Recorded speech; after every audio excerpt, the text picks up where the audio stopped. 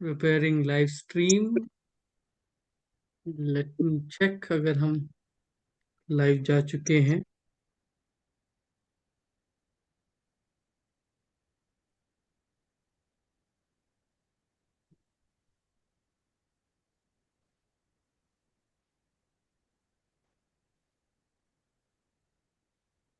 Okay, I think we are live. Good evening, everybody. Welcome to Carvan Heritage. My name is Ishan Sharma, and it's like coming back to the routine, doing sessions every day, and I'm happy to do these sessions every day now because this is second in the row, and I hope we continue this streak for another 1 year. Sorry, there's some echo. Okay, now it's solved. Okay.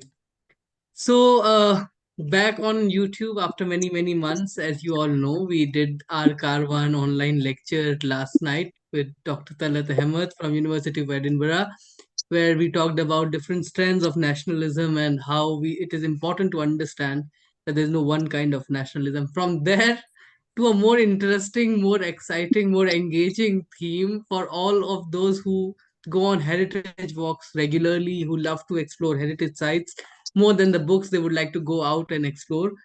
Today, I'm honored to host my friend and one of the best,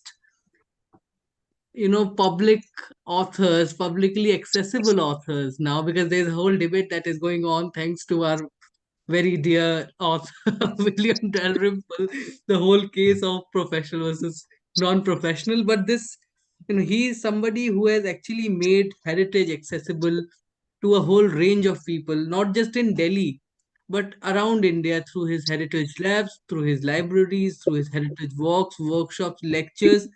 Two books as of now, and I think two more to come. The first book was Delhi Heritage Top 10 Bawlis that came out 5 years ago, and we hosted him 4 years ago on Caravan. So it's his second appearance here, but I hope he won't take another 4 years to come back. Then this year he released his second book after 5 years gap. So he's known for taking long intervals between two engaged films. This is Delhi Heritage Top 10 Forts. Interestingly, 4 years ago, he delivered a lecture on Caravan, which is available on our YouTube channel on the same theme. And this today is a more of a conversational format, which I think is more interesting, more engaging. So thank you so much, Vikram Bhai, for accepting this invitation, and thanks to Nyogi Books for arranging this conversation, because I know Vikram Bhai is running here and there all across India, doing his wonderful works with school students. Firstly, he did a lot of work of establishing heritage labs in schools, and now he's working on establishing great libraries which would make history and heritage and other interesting, to inculcate the habit of reading. Actually, I think that's the core goal of what he does. So, Vikram bhai, thank you so much and welcome to Carvan. Thank you, Ishan. You're also a photographer and you started the Delhi Photography Club many, many years ago. Uh, Delhi Heritage Photography Club, DPC is different, DHPC. And since we had members from all over the world, eventually we had to rename into the Heritage Photography Club. Although it has been dormant for a few years now, I have not been active there. We have not been able to moderate its channels. But yes, the club still exists. and people who would get this book would also get these beautiful photographs which are published. And I think these are taken by Vikram by himself. Many and There are many many photographs. Actually, there are not just one. That very interesting page. There is something quite interesting about this one page because from where this picture has been taken, behind me is the original Lahori Gate, which was built by Shah Jahan. What you see Yeah. over there is actually an extension built by Aurangzeb. However, the ramparts and the walls are quite British-like, and even the arches, which means British have repaired it. And there are two towers which were Hmm. actually built during the time of Prime Minister Atal Bihari Vajpayee because he was not able to climb all these stairs. So these are two lifts installed for him, which now the prime ministers use. So there are layers of history within this picture also. Wow, wow. I think initially it wasn't red, the red fort. The outer wall was always red. Inner buildings were white, but inner buildings have been demolished. Hardly 7, 8 remain from the original times. But outer wall was always red. So, Vikram, when did you start exploring these monuments? Was it during the photography club or before that, during the school days? Actually, that is also quite an interesting story because I am a hardcore IT guy. I had no business, in history or heritage or anything of that sort. So, finished my schooling, got a job, started working, got married, and then one fine day when I thought, चलो थोड़ी सी दिल्ली देखी जाए, started exploring Delhi. That was 24th of October 2009. So 2009, when I was already married, about to become a father, started exploring, and that is when I fell in love with Delhi and its heritage. And then I started telling people, okay, these are beautiful sites, you must visit. And then I established something called Delhi Heritage Awareness Club. Nobody came. I tried hard. Nobody became a member. All I did was change the name of this club to Delhi Heritage Photography Club. Today we have 24,000 members. So this photography club was something that marketing brain that I had worked on it. But then the moment I renamed, my bigger challenge was that I had no idea what photography is. So how can I run a photography club if I don't know what photography is? Thankfully, some big names got associated with us, uh, amazing photographers, mentors, and they came and they taught me. Every day was a new learning day for me, and it took me a few years before I could master the art to a level that I can even now go out and teach, which I've done a few times. Uh, but then I focused only on monumental photography. How do you click a building? Because to click a monument, you need to know the history of the monument to do right kind of justice to your frame or what you're capturing. So that's how the photography club actually became popular. And was it during these meetings and these explorations that you met Sohail Sahab?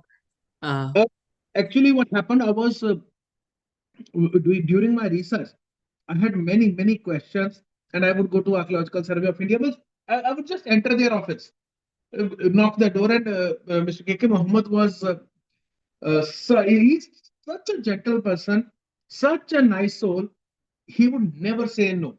So I got to know that Safdarjung tomb is where he sits. Earlier, that was the office. So I would just go inside. So in initial days, I would just buy the ticket, go inside and stand outside his office. I want to go and I want to meet because all I knew was that Archaeological Survey of India is some organization that takes care of the monument. So I assumed that they know the entire history of the monument. You just go and say, I have this question, I saw this, is this the case? He would like, I have no idea. Let me call someone and check. But he would always do that. And that is where he would call Suhail Hashmi sir, check with him, call Narayani Gupta ma'am, check with her. And this is how these people, then Saif Mahmood Sahab, many other people who are in this field of history, of literature, of poetry, of old uh, culture of Delhi, all these one by one they start coming in contact, and then I became fan of everyone and eventually student of most of these. yeah, it was during your book launch of Bauli that I met Sohail Sahab for the first time, and the journey of Caravan also started because of your book launch. If that had not happened, I don't know if this YouTube channel would have existed, I'm so because that was a very special book launch. Even this time around, when your book was launched, where you had Sohail Saab and Naraini ma'am. has been my guiding light for like since day one, I would say. When I actually started getting into history and all. In fact, my first book, The Baulis, that was the interesting thing because I had so many questions. I would just go, I would message him, sir, I want to ask something. This is my question. And he would say, okay, ठीक है, this has very long answer. You come tomorrow morning. I have to leave at sharp 8:30 or 8 o'clock. You come, have breakfast with me, and we will talk during the breakfast. So I would often go to his house during breakfast hours. 7 o'clock, I would start from my home at 6 o'clock, get up 4:30, quickly get ready. 6 o'clock, I would leave so that I reach there at 7 o'clock, meet him during the breakfast, have the discussion. And then during these discussions, what happened one day, I had a long list of questions, and we were not able to find answers to those questions, the queries that we had. So he went inside and he got a book, which was Waqiyat Darul Hukumat Delhi by Bashiruddin Ahmad. And he flipped through a few pages and, okay, this is your answer, and here you go. And I'm like, ये बहुत interesting है. I want this book. But my problem is the book is in Urdu. So what do I do? And so Sir said, it has not been translated yet. So I said, okay, fine. I went and I learned Urdu. It took me a few months to even pick up my first document and read a full page, but I did. I spent a lot of time on it. Then eventually I went to Urdu Academy to purchase a lot of Urdu books on Delhi. Anything that they had on Delhi, I purchased it. Even they were not able to digest the fact that some Sardar guy in the year 2012 walks in and says, Urdu aati hai mujhe. So it took them a few minutes to, they did proper inquiry. Can you read? So, okay, see, they were taking my test. They were not able to believe. They thought maybe koi aaya masti karne.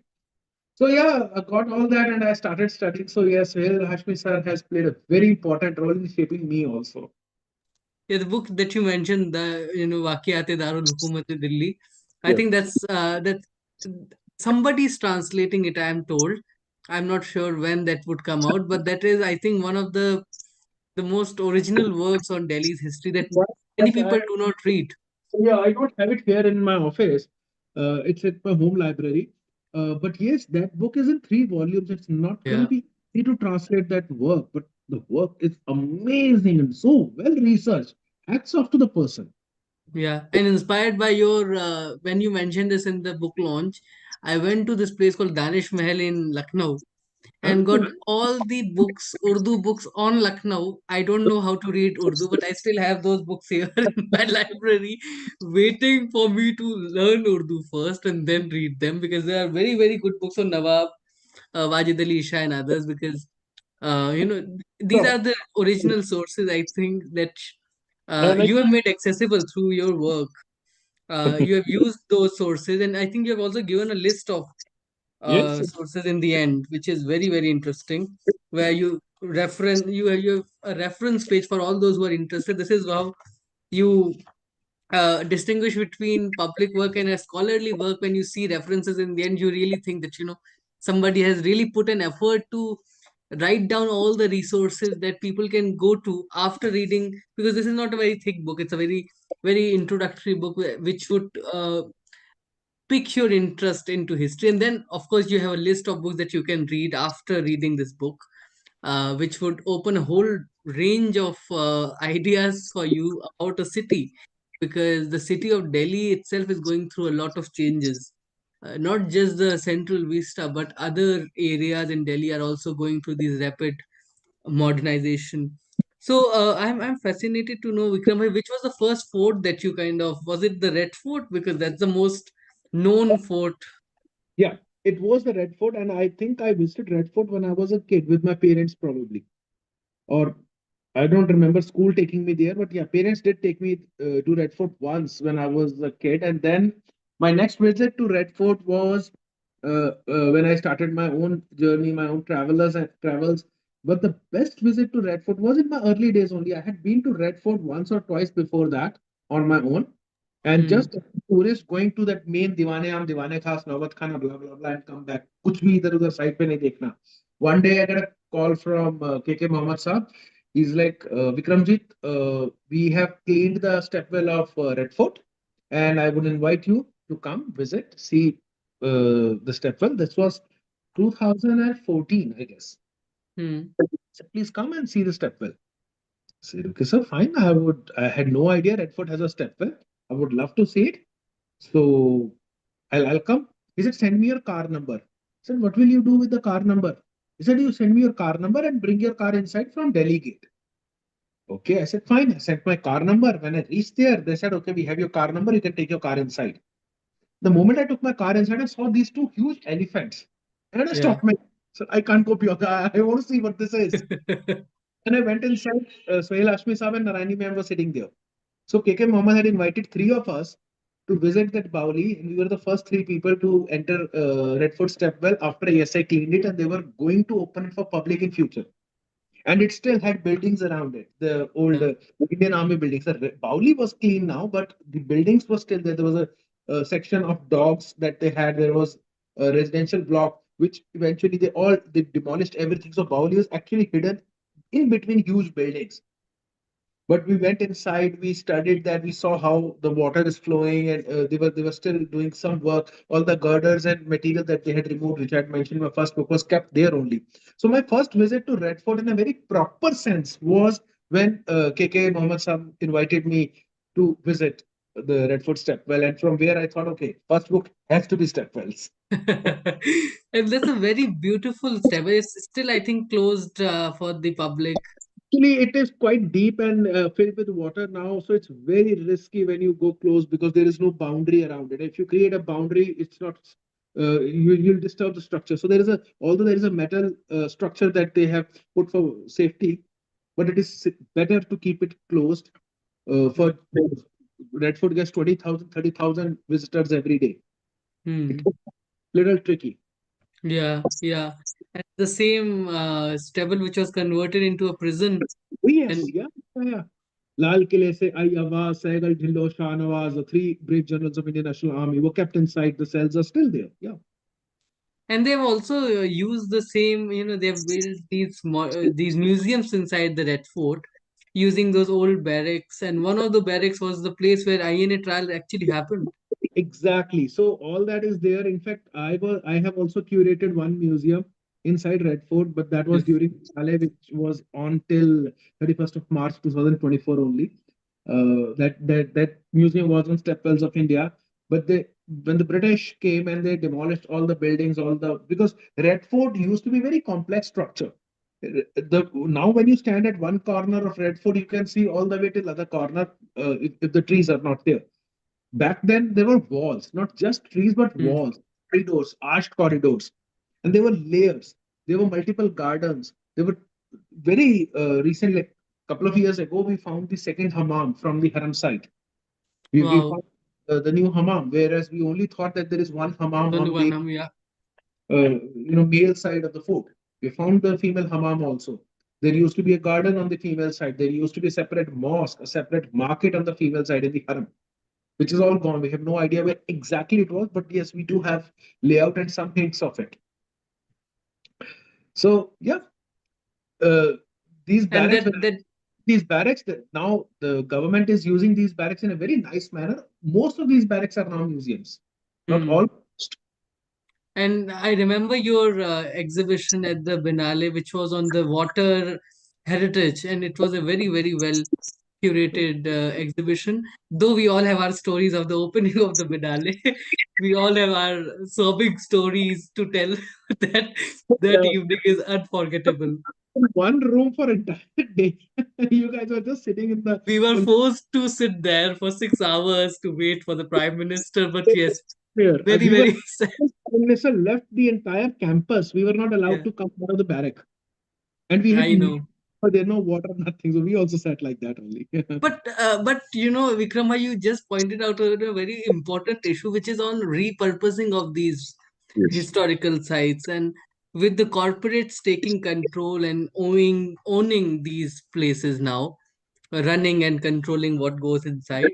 How do you see the dangers or challenges that is that there is also an opportunity if these people with big money invested it nicely and get engaged with people like you and Sohail Sav and others in consultation and do something nice. But then you also read news of cafes being built. Yeah, I personally, I am in favor of such initiative. However, when you look at the practicality, for example, if you go inside the Red Fort, uh, the group that has taken Red Fort is supposed to do a few things, which they have done, and they have put an additional cost to it. You have to pay additional money to avail those services. At the same time, the group that has taken Qutub Minar has also implemented similar things, washroom, water, and everything, and you don't have to pay anything extra. But you go inside, and the maintenance is a big issue. The washroom near the parking in the parking area is one of the filthiest washrooms over there. It's not disabled friendly, although there is a ramp, there is everything. But try taking a wheelchair down. There's this one block. Okay, that one is now is open. Earlier, it had some problem that has been repaired, and I very recently I was told that it is the only clean room in that area, and sometimes foreigners are made to use the disabled washroom because that's the only one that is kept maintained. The other, so although you will see advertisement name of the brand everywhere, every Yeah. of Kutub complex, but what about the maintenance? They just constructed and they went off. So it's not that easy to answer, because before that, even that construction was not happening efficiently. At least that has happened. So I have no idea, according to that document or according to the agreement, who's going to maintain it. Is that company maintaining? If yes, then they're doing a very poor job. And I can say the same for many other monuments, actually. Yeah, that's very true, and I hope that more sense prevails in these conditions, and especially with the kind of news that we get about the cafes being built in Humayun's Tomb and others, and creating them as amusement parks. I'm not in favor of that one part. Yeah, I'm strongly in favor of having a food joint or a cafe inside a monument. But Humayun's Tomb Gate is one place where I'm not very much comfortable, because that is the place from where everybody would walk in, and all you're doing is you're creating a fine dine restaurant and adding a lift, because for fine dine you also need to give that high level of comfort to your guest. But the people who are coming in, if you look at those people, the kind of people who come in, uh, maybe 10% or 5% of your entire crowd is going to use that thing. What about other people who are going to cross the exact same spot? Maybe you take that restaurant to some other corner, to some other side. When you enter the complex, there is an open lawn right opposite Isa Khan Yazi's tomb. Maybe that can be used. Why do you have to use the actual charbagh or the gate or the actual monument for that? So that is where I had my reservations. Had I been on the deciding table, I would have never even created that proposal. However, at the same time, I'm no one to judge them who are doing it, because this is something that is happening in all the developed countries. So to say that, "Nahi, nahi, we will not do it, our monuments are very sacred, we will not let anyone come in and eat food inside," that is also another extreme and stupidity. So what I would want to do is I would want to have a healthy dialogue, that it is me as Vikramjit who's not very much comfortable with the idea. At the same time, I'm very happy with the new restaurant that has opened in Sundar Nursery. And then I'm saying like Milestone should not have a restaurant. So I am, that's not very good of me. So I would yeah, like to know what general public thinks, and would they actually enjoy any such initiative? And then let's do it. If whatever the public says, let's do it. yeah. I remember there is a. I visited Sundar Nursery 7 8 months ago, and there is a food truck there now. I think two food trucks, which are very interesting. Absolutely. That food truck has been since beginning. There are multiple food trucks. The one that is there run by the Nizamuddin Basti is something that should have been there, is there, and should remain there, because it also shows that how the people of Nizamuddin Basti have stood on their feet, fought all the odds, and these ladies, the way they have worked their work through the entrepreneurship channel, where living inside Nizamuddin ghetto, they may have not stepped out ever. But the way Nizamuddin Urban Redevelopment Program has helped them to recreate their lives, to redesign their lives, is amazing. So I actually respect that food court, especially the one run by Nizamuddin, Basti's Zaika Nizamuddin, and the other ones serve good coffee. So yeah. You also, in one of the chapter you talk about the Kotla Firoz Shah, which is very interesting because now what we see is just remains of a of the Ashokan's thumb and a small platform, and all sort of people come there to spend quality time there. So nobody really cares about the history of it or the myths related to Kotla Firoz Shah. How difficult was it for you to write the history of this fort because not much is available? No, it is actually available. Hmm? Kotla Firosha was the easiest for me. Oh wow, Fort and Kotla Firosha were the easiest, because every single stone has been detailed out. wow, wow. The paper was moved from Ambala to Delhi, what kind of carriage was created, how much cotton and how much symmetry was brought in. All those details are available. Tariq Firoz Shah by Ziauddin Barni and Shams Shiraz Afif. Shams Shiraz Afif's part gives all the detail, because Barni's Wow. part from Khilji up till the first few years of Yeah. Tughlaq. Then Afif takes over. The kind of detailing that Afif has done is amazing. So I was so happy with Tariq Firoz Shah that it has solved all my problems. Hmm. First was easiest. So Difficult which to was the most difficult? Nika court. Hmm. The Nika court does not find mention in any document.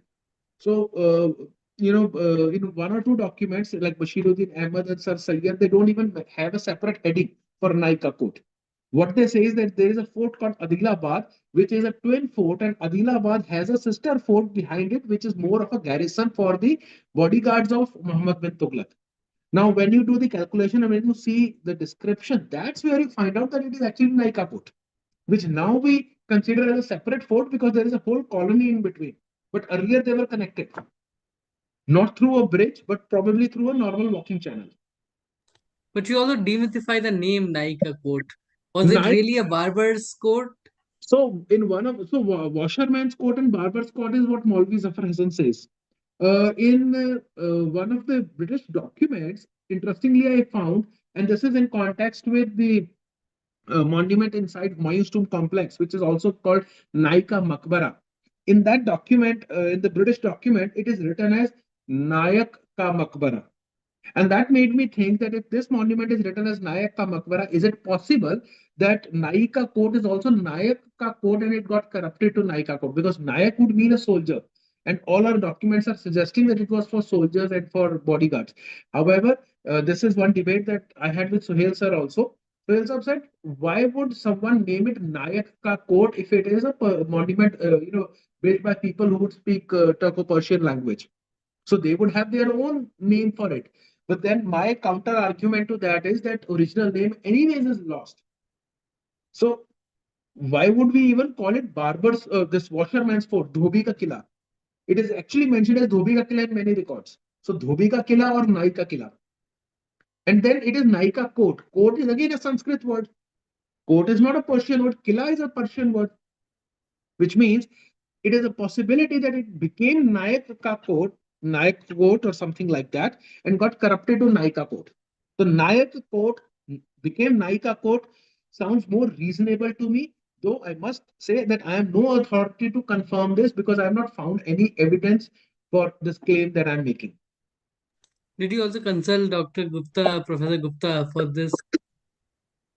Not for Nayaka court, but he did mention that.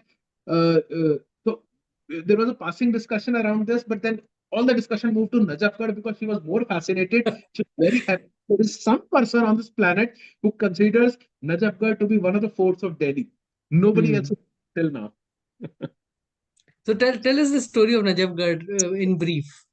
Mirza Najaf Khan was this great warrior. Sister got married to the Nawab of Awadh, like to the prince who eventually became Nawab of Awadh. The Mughal emperor was very happy when he met him, and he said, "Ye wala ladka mujhe de do." So Nawab said, "Okay, now you go and get aligned with the Mughal emperor," and then he became the army chief, one of the most powerful Mughal generals after Aurangzeb to exist. The guy who introduced firelock musket, the next big development happened after Babur. So just imagine Babur and then all the way to Najaf Khan. Yeah. No major development in the weapon system has happened until this guy comes in. So he introduced firelock musket, whereas Babur brought the old musket. So then he also realized that we are facing attacks from these sites. So if we build forts at these strategic locations, then we'll get better protection for the capital. And that is how he built his fort, which is now known as Najafgarh. Only one gate survives. The fort was later given to this fellow who was more popularly known as Namak Haram. He was first given this house of Hindu Rao, but वहाँ पे भी लोगों ने बख्शा नहीं. Then he was given this land far, far away. But that house where Najaf Khan stayed, later Namak Haram stayed, is now the police station. And a decade or two back, the original Haveli was demolished to construct the new Oh, station. So, oh no, yeah. that's tragic. And I think that's why documentation like these are important so that people would actually know, monuments around them. A lot of people live around Adilabad. They don't know about the fort. Yeah.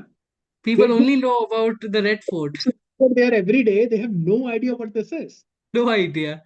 And I think that's why books like these should be made available in different languages, not just in English, but in Hindi, in Punjabi, in other even in Bangla, for those who would come to Delhi and would like to explore Delhi, the tourist bus, the hop on, hop off. I hope my Sorry, public is listening. I hope my public is listening to this. Trisha, you must invest in translating both the books actually, or the whole series. Vikram bhai, which is the next in the series, which we'll get to see probably in 5 years from now? Not five, I don't know, because I've taken the biggest challenge possible. I want to write on monument complexes. Hmm. Before I've written 10 chapters, each chapter contains one monument. One. Yeah. Cases. Now I'm writing 10 chapters, each chapter contains a complex. Each complex contains 10, 20, 30. In case of Mehrauli Ecological Park, 72 monuments. Yes. Write about all of them. Wow. So that would be a 700-page book. Easily, easily. Because that's a very fascinating. Because most of these monuments are now they are not there. I was reading a. So when I will write about the monuments that exist. Hmm. Although I will give a paragraph or two about the buildings that are now, like I've done in Fort's book also, when I mention Firoz Shah Kotla, I've written these are the buildings that have been mentioned. Siri Fort, these are the buildings. Tughlaqabad, these are the buildings. But they don't exist anymore and we don't know exactly where they were. Hmm. Because I read a report 2 years ago, last year, I don't remember, when ASI mentioned that 72 plus ASI protected monuments in India gone missing. They disappeared. So we don't know what has happened to them. There's absolutely no idea. Or ASI. I think ASI has, we should not blame them also because they are also part of Highly the system. underfunded, highly. I mean, highly Highly and yeah. underfunded. But I hope that the government have some more consultants who would pressurize them to invest more money. This manner, unless the person lying in that grave comes out and starts voting, that person will not be important for the government. So unless that person becomes important for you as a citizen, that Yeah, person and the building associated with that person will not be important for the government. So as long as Indian citizens start caring for these monuments, nothing will change. I agree with that, and I think that's a very important point to conclude the conversation today because this conversation is just the beginning of many more conversations, and I'm sure you must be doing a lot of conversations in schools and in different festivals and different podcasts about these things because you are one of those only people in Delhi that I think really understand the importance of making people aware about the monuments. You rarely do walks, so whenever you do walk, people should actually go follow at the rate Delhi Heritage on Instagram, and I think he usually puts up all these things on Facebook. So make sure that you also follow him on Facebook, so that she will be. And hopefully from January, I will do at least one walk a month because so many people have been asking me. You So should. a walk a month I'll probably do. You should, because I don't want to lament about the state of heritage walks in a beautiful city like Delhi. We all are aware. We really need people like you, Sohail Saab, even our dear friend Ramin and others who do such brilliant walks, and also Caravan. So I should also mention our organization who do great walks. And this book, people, it's 500 rupees book. If you write to Trisha, you might get a discount, but don't worry for the discount. Get this book and get it with the Bauli book, because that book would get you interested in this book, would give you a wider perspective on the forts, because most of those Baulis were part, or they were around some forts or the other. So very interesting books. I hope that you uh, release your next book very soon. Don't wait for 5 years. We really want you uh, in the bookstores, not in the parliament that you wait for 5 years. So thank you so much, Vikram Bhai, for this brilliant conversation.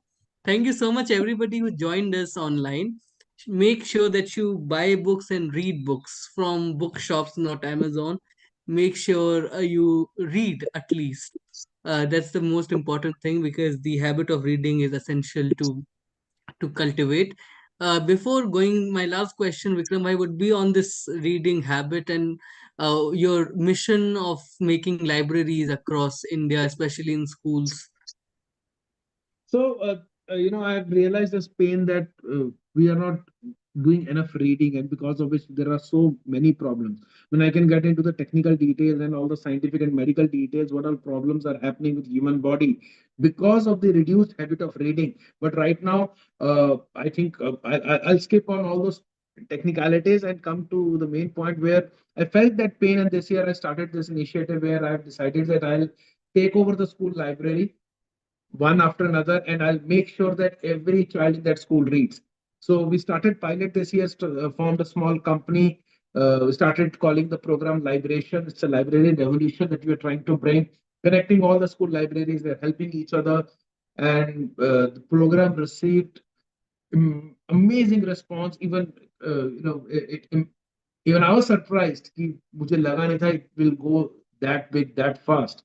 And now, starting January or February, we are expanding. We are including more schools, one after another. Every day we are getting some or other query. So it's going good. The idea is that, yeah, hopefully very soon every child in India will start reading non-academic books as a hobby and not because someone has put pressure on him. That's a very, very important thing to do because this was missing when we were school students. We didn't have the access because we were in tier two city. I think Kanpur is now tier two. I don't know. But in these cities, we rarely get chance to read good books and rarely get a chance to meet an author. So you also do sessions with these authors, and that's such a brilliant thing to do. So people do get the book. If you find Vikram Bhai in Delhi, get them signed. I have my book signed. I got it signed during the book release on 31st, I think August 2024. And we are doing this on the 12th of December. So it took me at least 4 5 months to do this session finally. So keep reading, keep thinking, keep questioning. That's how you'll keep yourself sane in these insane times. Thank you so much. On 23rd, on 25th of December, people, we will be releasing the long list for the Carvan Book Award 2024, which is chosen by a jury of six brilliant historians from all over the world. The best books on Indian history. This will be a list of 10 books. This will be, this would come in 2025 nominations. So, Trisha, please send the nominations. That's what Dominic that hasn't. So the books are there will be 10 books on Indian history that we definitely recommend, and in January 15th we will be releasing the winner of the Caravan Book Award 2024. Do tune in for that. Our lectures will be available on YouTube forever, so make sure that you send this link to your friends, your family members, your professors in different universities, and keep the conversation going. Invite Vikram Bhai, invite other speakers on your platforms. Keep the conversation going, especially on social media, because so much is going on, and we really need good alternate histories there on the internet.